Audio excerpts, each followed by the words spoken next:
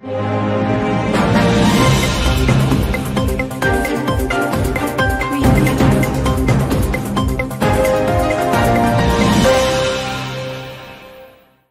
To news 9 TV. నేను మీ Krishna. Today speed news.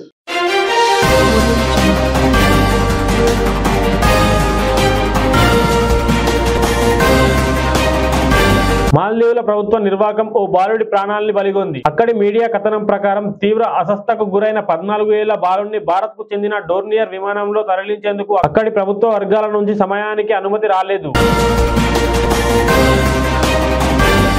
గాజాపై Israel చేస్తున్న దాడులు కొనసాగుతూనే ఉన్నాయి. 3.5 నెలలుగా సాగుతున్న ఈ యుద్ధంలో ఇప్పటి వరకు 25,105 మంది మరణించారని గాజా ఆరోగ్య విభాగం వెల్లడించింది. ఇజ్రాయెల్ పై అక్టోబర్ 7 నాటి దాడులను హమాస్ సమర్థించుకుంది. పాలస్తీనా పౌరులకు వ్యతిరేకంగా ఆ దేశం చేస్తున్న కుట్రలను ఎదుర్కొనేందుకు దాన్ని అనివార్యమైన చర్యగా పేర్కొంది. ప్రముఖ శైవ క్షేత్రంలో ఒకటైన సిద్దిపేట జిల్లా కొమరవెల్లి మండల కేంద్రంలో సొరికెలో విలువైన మల్లికార్జున స్వామి బ్రహ్మోత్సవాలు ఆదివారం అత్యంత వైభవంగా ప్రారంభమయ్యాయి. రాష్ట్రంలో ఆసరా పింఛన్లు ఈ నెలలో పాత పంతాలలో విడుదల చేసేందుకు పంచాయతీరాజ్ గ్రామీణాభివృద్ధి శాఖ అధికారులు 1-2 రోజుల్లో లబ్ధిదారుల ఖాతాల్లో సొమ్ములు జమ చేయనున్నారు.